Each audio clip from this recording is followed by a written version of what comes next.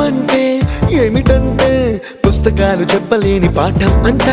కోరుకుంటే చేరదంట, వద్దు అంటే వెళ్ళదంట.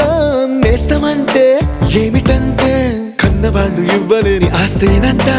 ఇస్తూ నీకై ప్రాణం పంచిస్తూ తన అభిమానం, నీలో ప్రతి ఒంటరి తరుణం చెరిపేస్తూ ఎన్నో వేల కథలు. అరే ఇంకో కథ మొదలు. छोटी छोटी छोटी छोटी छोटी छोटी बातें, छोटी छोटी बातें बातें, मीठी मीठी मीठी मीठी मीठी मीठी यादें, मीठी मीठी यादें यादें.